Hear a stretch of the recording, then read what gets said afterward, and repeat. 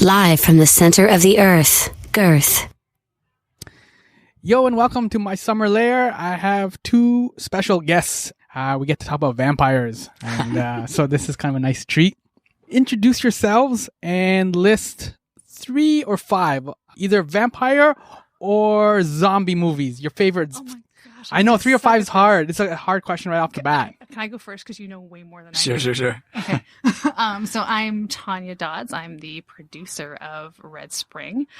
Just movies, or can it be just vampire properties? I'll give you properties. Okay, Buffy the Vampire Slayer. Yeah, that counts. Yeah, that was a movie and a TV show. This is true. enough. But then I'm also going to do Angel, which is just a TV show. Correct. What else? Bram Stoker's Dracula. What else? 30 Days of Night. Yeah. I'm at 4. I'll do one more. Vampire. Oh, Twilight. Said with a sneer. The sparkly vampire. That's what you went with. That came to my mind first. Okay, we'll let that go for now. And you, sir? Hey, I'm Jeff Sinasac, a writer and director of Red Spring. You stole most of the vampire ones, although I will point out that Buffy and Angel are not just TV shows. There are also board games, there are also video games, there are also novels, Comic books. You're comic books. showing There you go. But I'll go to the zombie genre because you didn't cover it. Although I'll start with one vampire. Last Man on Earth with Vincent Price. Very obscure old vampire flick. Mm-hmm. Night of the Living Dead, Dawn of the Dead, Day of the Dead, Land of the Dead. That was easy. That was easy. All right, we're done now. Thanks for coming in. Thank you. You can see Red Spring and Blood in the Snow. That's it. Congratulations, by the way. The screening for Red Spring at the Blood in the Snow Film Festival is almost sold out or close to getting sold out, or It's very full. very full. Yeah. That's awesome. Way to go. Thank you. And this is for you, Jeff, this is your directorial debut. It is indeed, yeah. How was this experience making a vampire movie as your first one out the gate?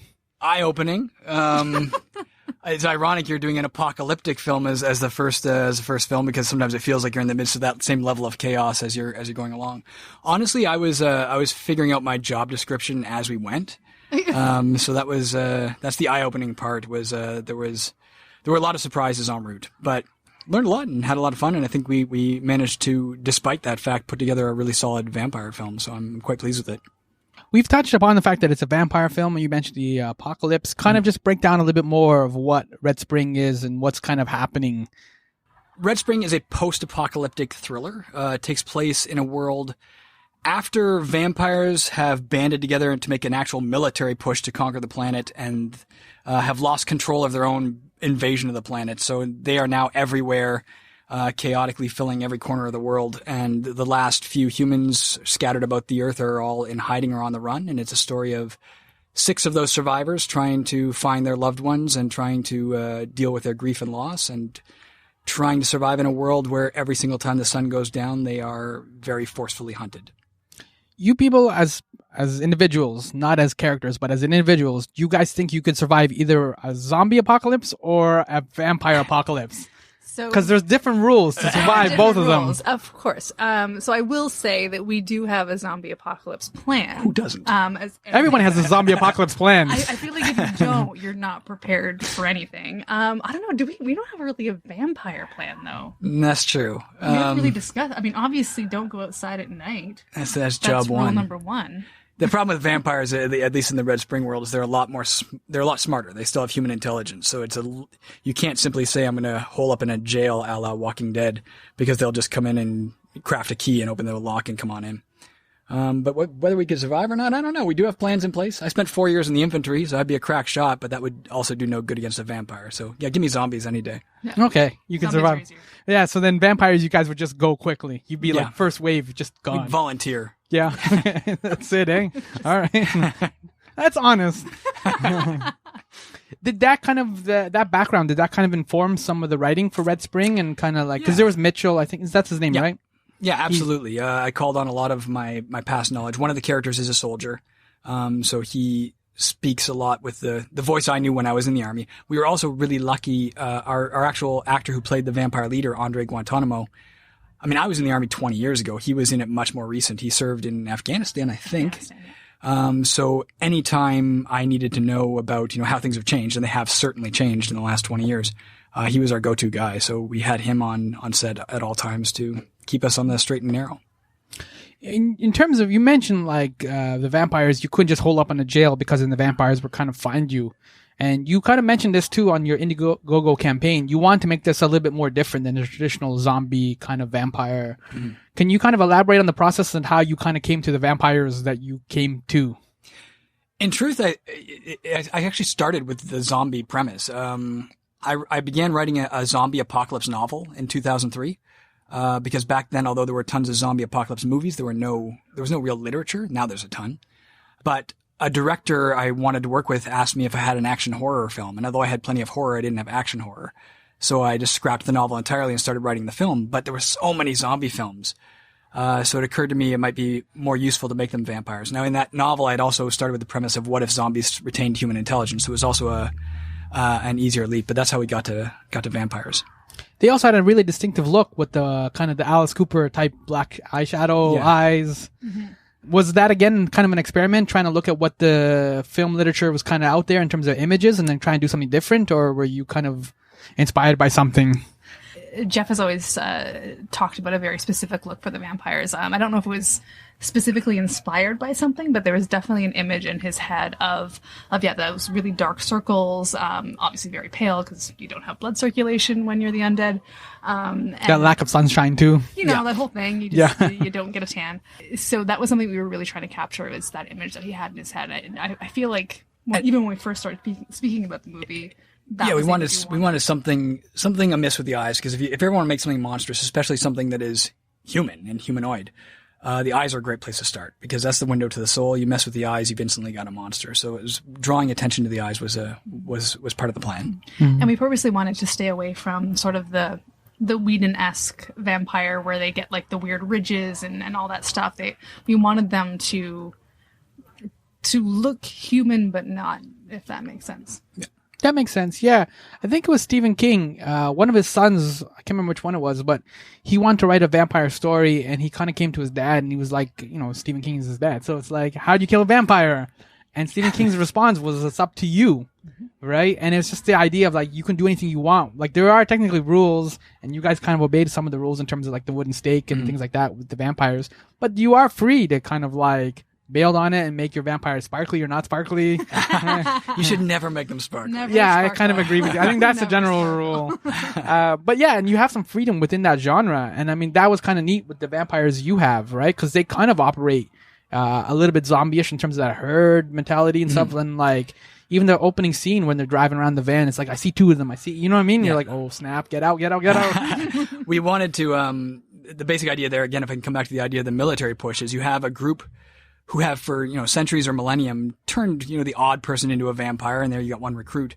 But when you suddenly say, I'm going to go out tonight and make 25, and then you lose control because those 25 go out and make 25 each the next night, all these vampires are waking up not knowing what they are or what they're supposed to do, just knowing they're hungry. So as opposed to the initial older ones who have learned and been mentored as to how to properly spring an ambush, how to not attract attention to yourself if that's what you want to do, most of the vampires on the planet now are basically like the world's worst heroin addicts. They see blood and it's just charge.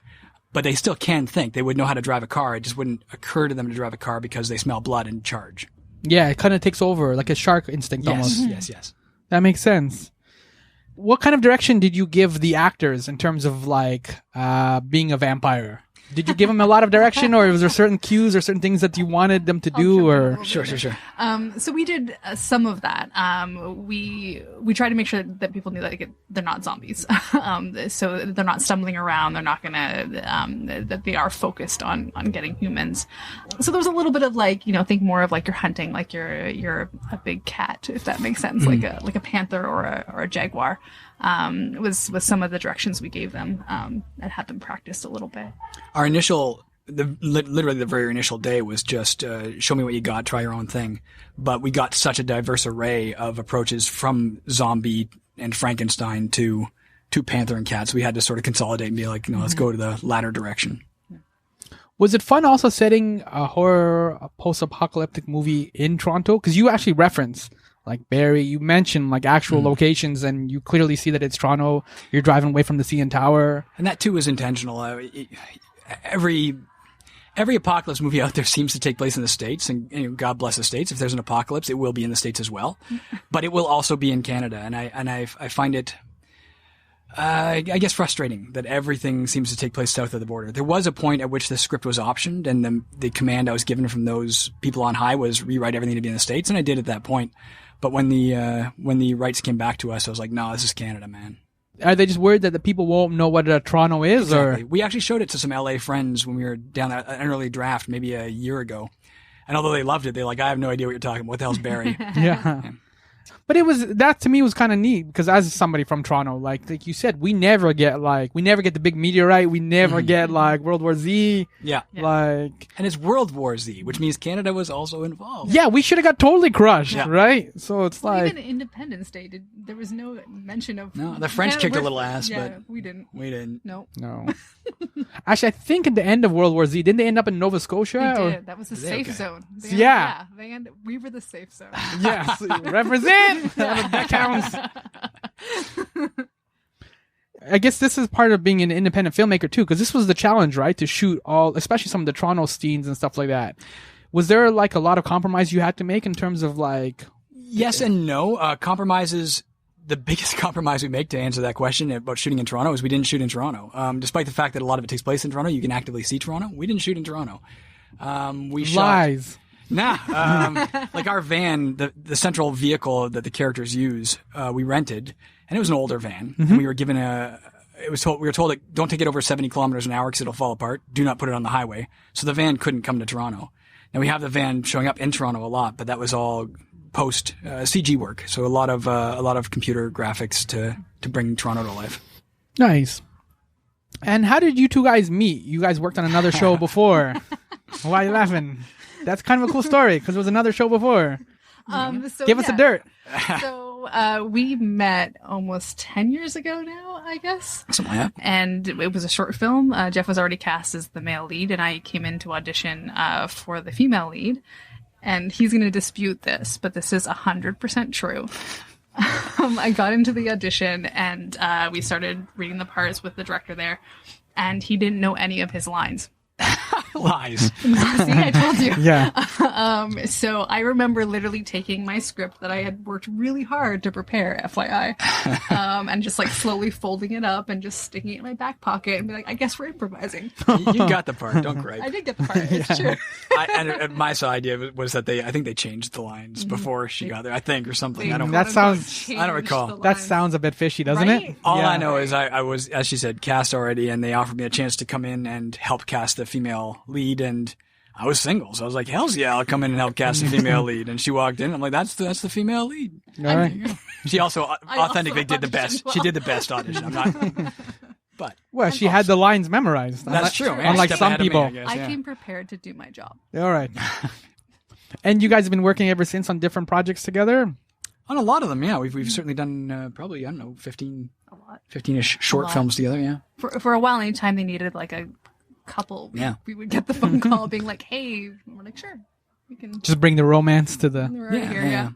Okay. Does having that shorthand kind of help, especially when there's, like you said, Jeff, a lot of like pressures and tension kind of getting this indie film off the ground? Sure. Yeah, for sure. It's great to have somebody who knows what you're going through and somebody who can empathize. And certainly that happened a lot on the set. I was admittedly quite stressed, and it was always a relief at end of day to return to base camp and find someone who's not just a producer, but somebody I care very much about waiting. So that was great. That's nice. And it does help too, like obviously, like in terms of like just barely doing business, right? Like we don't have to have a massive conference call with a cajillion different people and be like, hey, what if we did this? Okay, good idea. And you're done. Like, you just yell down the hall, basically. In post, too, it served because it was an extra set of eyes whenever I was working on visual effects or something. She wasn't always the most diplomatic. I would work for 8 hours on a shot. She'd come home, take one look, and say, that looks like shit, and walk out. And I was like, all right, back to square one. But she was always right. So it was good to have that extra set of eyes for sure. Yeah, that's the problem with sometimes feedback gets a little too honest. It's like just a little bit of feedback, not that much honesty. Looks like shit and you didn't cook dinner. Slam. Yeah, oh, damn. I promise to be better with that. Okay. Yeah, see, you're working it through. And in terms of, you mentioned the business, Tonya. Like, you guys also did raise some funds through Indiegogo, and I touched upon that earlier. How was that experience? What was that like? Because that's a really cool resource that filmmakers have now to kind of get the last little bit of money together. Yeah, I mean, it's definitely not for the faint-hearted. It takes a lot of work to run any Indiegogo campaign or crowdfunding campaign. To do a successful one is pretty much a full-time job. And so anyone who's considering doing it, make sure you have a team of people. So we had a lot of people who were helping us, like doing like social media shout-outs, because that was the only way we could do it. It takes a lot of prep work. Like I want to say that we prepped our Indiegogo campaign for 4 months? Quite a while, yeah. For a while before we released it, to get everything the way we wanted it to look and to sound and all that stuff. We spent weeks doing the visual effects for it. We didn't want to just be one of those talking head pieces. We wanted to really, if you're going to do a show that is visual effects heavy, then you better showcase those visual effects in the Indiegogo campaign video as well. Mm-hmm. Yeah, it was great, and you guys were successful. You met your goal, and you raised over 10,000, right? Mm-hmm. So that's well done. And it is like a great resource, like I was saying, like now for like indie filmmakers. Mm-hmm.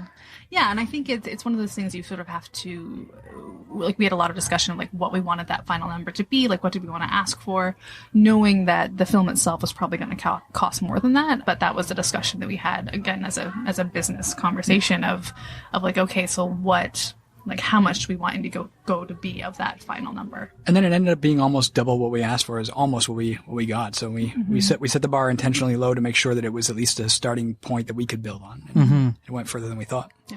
Jeff, you mentioned that you had initially sold the rights for Red Spring. Is there, again, this is going back to the whole thing of like shooting in Toronto and being in Toronto. Is there is there a lot of outlets for a Toronto filmmaker these days in terms of like raising money and connecting and getting that kind of resources, or is it still a bit of a struggle? It's certainly a struggle. I mean, I'm not sure I'm the best person to ask because my experience is in that department is fairly limited to really this film.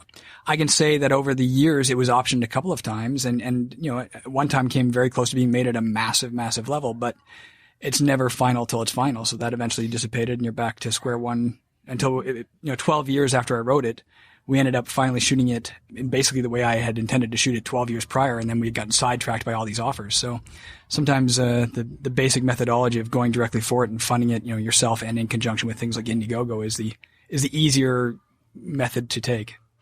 And it is playing at the Blood in the Snow Canadian Film Festival, so that's awesome. That's way to go. It's one of our cooler film festivals. You guys have been participating before in Blood in the Snow, is that correct? Yeah, I've had a few films run there, yeah. Sublet was the most? Sublet was. I think one more for the road, a short film might have played there as well, yeah. It's a great festival. I've been, I think, pretty much every year since its inception. Mm-hmm. And in terms of Red Spring, you mentioned as well that there's like a lot of when I asked you off the top and I made it awkward about this very zombie vampire movies, and you mentioned that there's all kinds of properties for these board games and video games and comic books and stuff.